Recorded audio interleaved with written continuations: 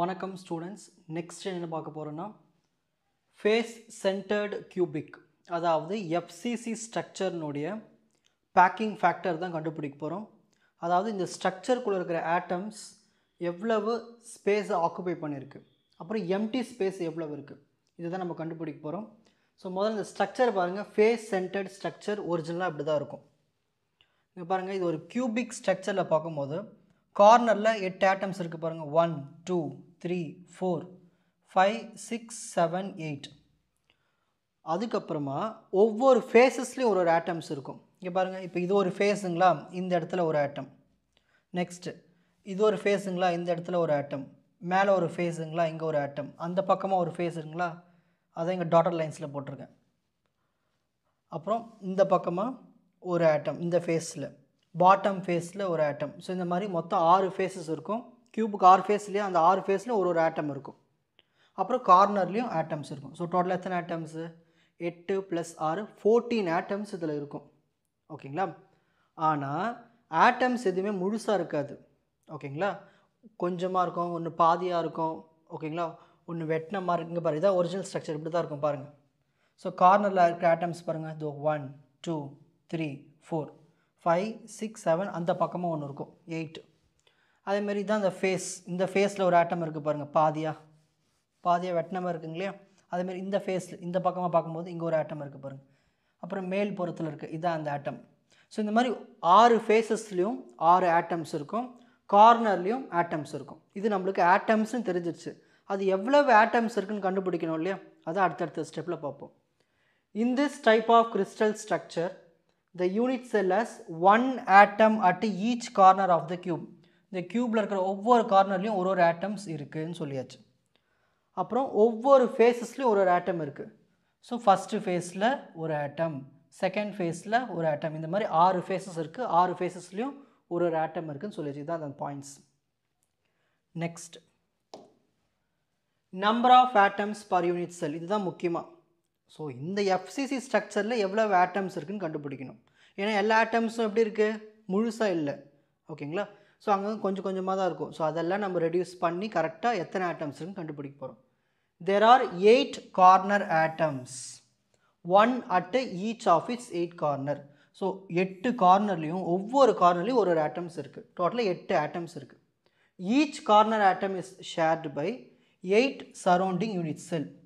So ஒவ்வொரு atom என்ன ஆகும்? மற்ற சுற்றி இருக்கிற யூனிட் செல் கூட நியரஸ்ட்டு டிஸ்டன்ஸ் கூட கனெக்ட் ஆகிருக்கும். ஓகேங்களா? ஷேர் பண்ணியிருக்கோம். The share of each unit cell, each என்னது ஒவ்வொன்றுமே. ஸோ மொத்தம் எத்தனை atoms? 8 atoms. So 1/8 of corner atoms. இப்போ நம்ம என்ன பண்ண போகிறோம்னா எவ்வளோ கான்ட்ரிபியூஷன் கண்டுபிடிக்க போகிறோம். Number of atoms per unit cell from the contribution of corner atoms. So டோட்டலாக எத்தனை இருக்குது? 1/8. அது மற்ற 8 கார்னர் ஆட்டம் கூட கான்ட்ரிபியூஷன் வச்சுக்கும்.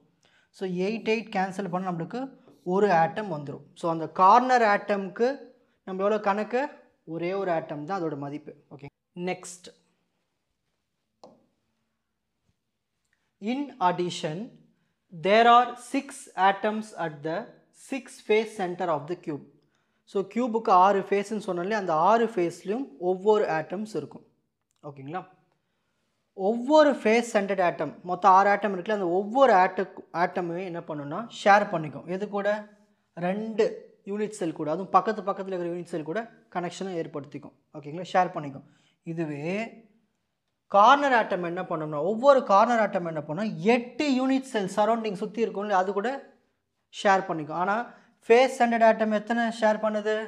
2 யூனிட் செல் கூட மட்டும்தான் அது ஷேரிங்கை வச்சுக்குது. ஓகேங்களா? அப்போ அதை நம்ம எப்படி எழுதுவோம்? இந்த share of each unit cell equal to, இங்கே 2 இருக்கிறதுனால 1/2.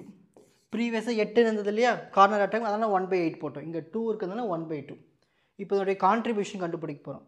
நம்பர் ஆஃப் ஆட்டம்ஸ் இந்த unit cell from the contribution of face centred atom எவ்வளவு இருக்குது? 1/2. டோட்டலாக எத்தனை ஆட்டம்ஸு? 6 ஆட்டம்ஸ். ஃபேஸ் சென்டரில் மொத்தம் 6 ஆட்டம்ஸ் இருக்குது. ஆனால் 2 யூனிட் செல் கூட தான் அது கனெக்ஷனை ஏற்படுத்திது, ஷேர் பண்ணிக்குது. So 2 1s are 2 3s are. So டோட்டலாக 3 ஆட்டம்ஸ் தான் கான்ட்ரிபியூஷன். ஸோ கார்னர் ஆட்டம்க்கு ஒரே ஒரு ஆட்டம் தான் கான்ட்ரிபியூஷன்.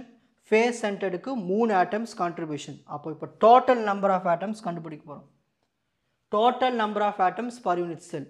ஸோ கார்னருக்கு 1, ஃபேஸ் சென்டருக்கு 3. ஸோ 1 + 3 4 ஆட்டம்ஸ் தான் total number of atoms per unit cell. Next நம்ம பார்க்க போகிறது கோஆர்டினேஷன் நம்பர். கோஆர்டினேஷன் நம்பர் என்னது? ஏதாவது ஒரு கார்னர் ஆட்டம் எடுத்துகிட்டு அதை சுற்றி இருக்கிற நியரஸ்ட் நெய்பர்ஸ் தான் நம்ம கோஆர்டினேஷன் நம்பர்னு சொல்லுவோம். இங்கே பார்ப்போம். The coordination number can be found by taking the face centered atom. எடுத்துக்கணும். ஏதாவது ஒரு ஃபேஸ் சென்டர்ட் ஆட்டமை ரெஃபரன்ஸாக எடுத்துக்கிட்டு அதை சுற்றி இருக்கிற ஆட்டம்ஸ் கார்னர் ஆட்டம்ஸ் எல்லாத்தையும் கனெக்ட் பண்ணி பார்த்தோம்னா அதான் நம்மளுக்கு கோஆர்டினேஷன் நம்பராக இருக்கும். இந்த எஃப்சிசி ஸ்ட்ரக்சருக்கு கோஆர்டினேஷன் நம்பர் 12. அது ஏன் 12ன்னு சொல்கிறேங்க பிக்சரில் பாருங்கள், உங்களுக்கு அப்போ தான் புரியும். இப்போ இதுதான் அந்த க்யூப்பில் டோட்டலாக 3 பிளேன்ஸ் இருக்குது. மியூச்சுவலி பர்பண்டிகுலர் பிளேன்ஸ் நான் உங்களுக்கு டயக்ராமில் காட்டுறேன் பாருங்கள். ஃபஸ்ட்டு இந்த பிளேன் எடுத்துப்போம். இதுதான் பிளேன் 1. இதான் நான் சென்டர் எடுத்துக்கிற எக்ஸ் ஆட்டம். இந்த பிளேன் 1ல் பாருங்கள் எத்தனை ஆட்டம்ஸ் இருக்குது பாருங்கள். பிளேன் 1ல் இது எது கூட கனெக்ட் ஆகிருக்கு? இங்கே 1, இங்கே 2, அடுத்தது 3, 4. ஸோ 1 2 3 4 இந்த பிளேனில் இருக்குது. கரெக்டுங்களா? ஸோ இந்த பிளேன் எடுத்துக்கிட்டோம்னா இதில் நம்மளுக்கு சுற்றி என்னென்ன ஆட்டம்ஸ் இருக்குது? 1 2 3 4. அப்போது ஃபஸ்ட்டு பிளேனில் 4 ஆட்டம்ஸ் இருக்குது சுற்றி. ஓகேங்களா? இப்போ அடுத்தது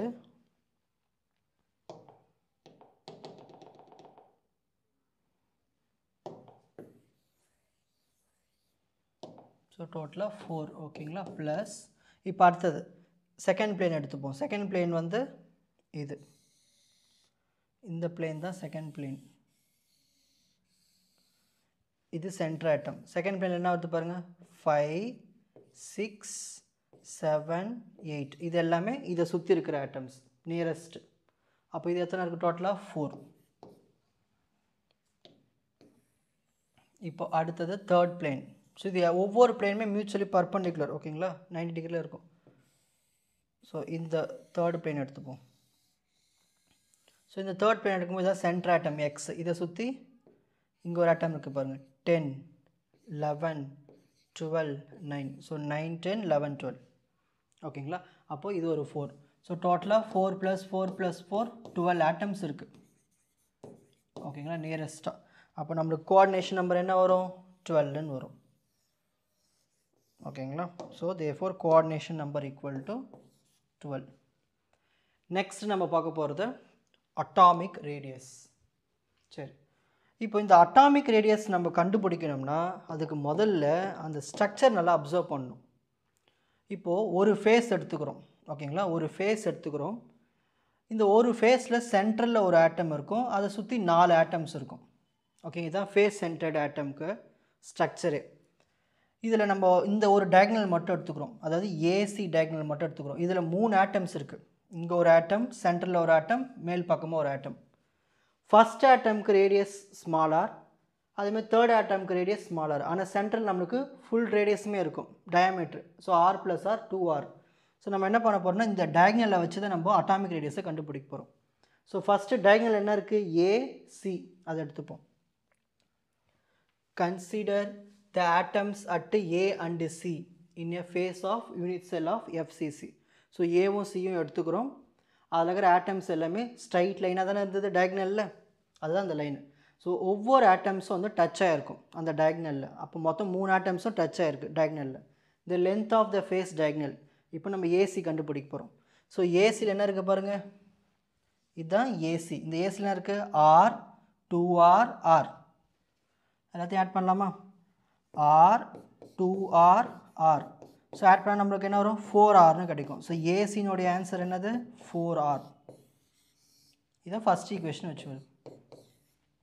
நெக்ஸ்ட் இப்போ அடுத்து நம்ம என்ன பண்ண போகிறோம்னா ட்ரையாங்கிள் கன்சிடர் பண்ண போகிறோம். Consider triangle. ட்ரையாங்கிள் பேர் என்ன இருக்குது பார்க்கலாமா? எந்த ட்ரையாங்கிள்னால் இந்த ட்ரையாங்கிள் எடுத்துப்போம். ABC. இந்த ட்ரையாங்கிள் மட்டும் எடுத்துப்போம். இந்த ட்ரையாங்கிள் இதுதான் hypotenuse. So AC² = AB² + BC². Pythagoras theorem.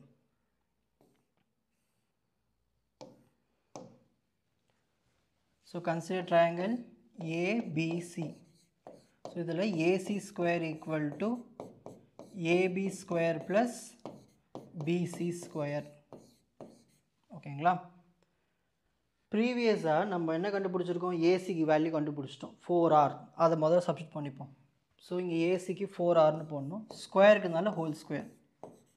Next AB square plus BC square கண்டுபிடிக்கணும். அதுக்கு நம்மளுக்கு டயக்ராமில் தான் போய் பார்க்கணும். ஏபியினுடைய டிஸ்டன்ஸு ஸ்மால் ஏ, பிசியினுடைய டிஸ்டன்ஸு ஸ்மால் ஏ. இது எல்லாமே அந்த யூனிட் செல்லினுடைய சைடு வேல்யூ. அதில் ரெண்டுமே ஏ தான் இருக்குது. அப்போ நம்ம இங்கே என்ன எழுதிக்கலாம்னா ஏ ஸ்கொயர் ப்ளஸ் ஏ ஸ்கொயர். ஏன்னா இங்கே ஸ்கொயர் இருக்குது இல்லையா. நெக்ஸ்ட் 4 ஸ்கொயர் பண்ணால் என்ன வரும், 4 ஸ்கொயர்னு வச்சுக்கோங்க. இது ஆர் ஸ்கொயர்னு வச்சுக்கோங்க. A square plus A square 2a square. R square equal to 2a square. இந்த 4 ஸ்கொயரை கீழே அனுப்பிச்சிடுவோம். நெக்ஸ்ட் அடுத்து பாருங்கள், இப்போ எனக்கு இதிலேருந்து என்ன வேணும்னா ஆர் மட்டும்தான் வேணும். R is equal to square root எடுங்க, 2a square 4 square. Therefore atomic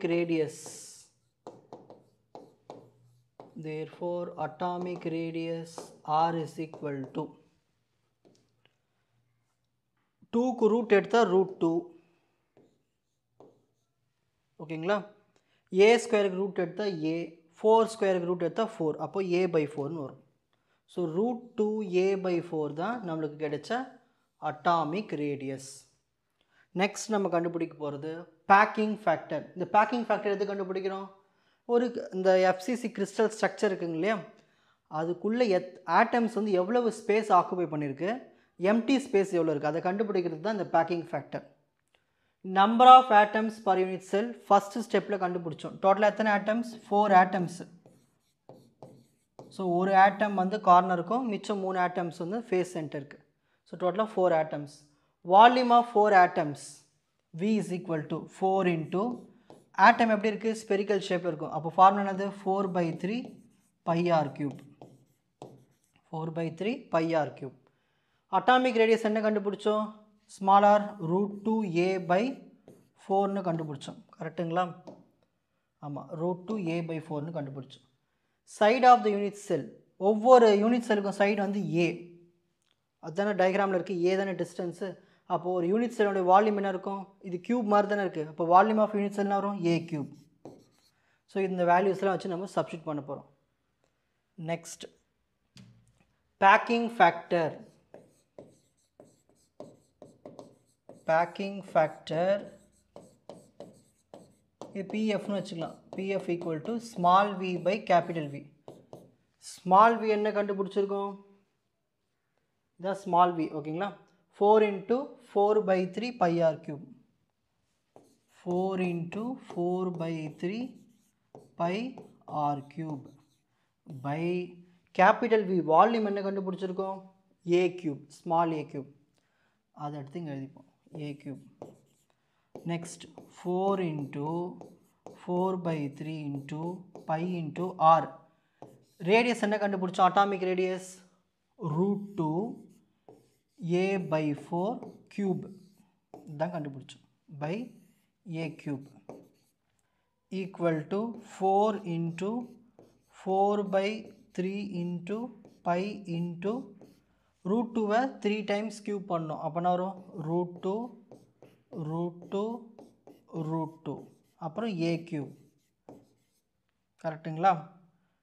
divided by இங்கே 4 3 times cube பண்ணோம். So 4 into 4 into 4 whole divided by a cube. பார்த்து என்ன பண்ண போகிறோம், இந்த a cube கேன்சல், இந்த 2 4 கேன்சல், இங்கே 2 4 கேன்சல். அப்போ என்ன வரும் பேலன்ஸு, √2 இந்த 3 ரூட் என்ன வரும் சொல்லுங்கள் போகலாம், √2 into √2 2 √2 pi 2 √2 pi by denominator இருக்குது 3 இருக்குது, அப்புறம் இங்கே ஒரு 4 இருக்குது. So 3 into 4, 2 1s are 2 2s are, கரெக்டுங்களா. √2 pi by 3 2s are 6. இப்போ நம்ம கேல்குலேட்டரில் சால்வ் பண்ணிக்கலாம்.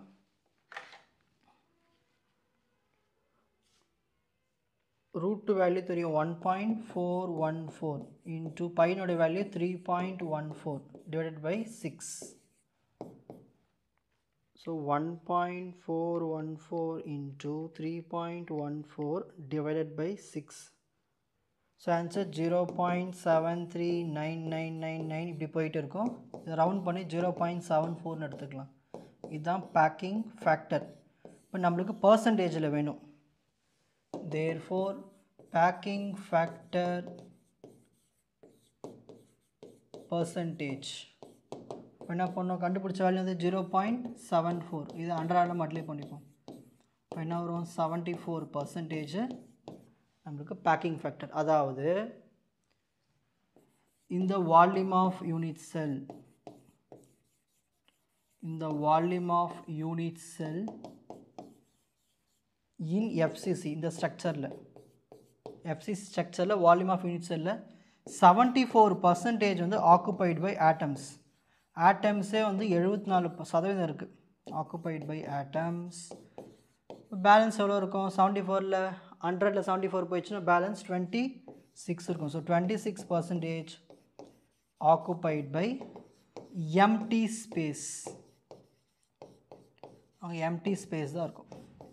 ஓகேங்களா, புரிஞ்சுதுங்களா? இப்போது ஸ்க்ரீன்ஷாட் டைம்.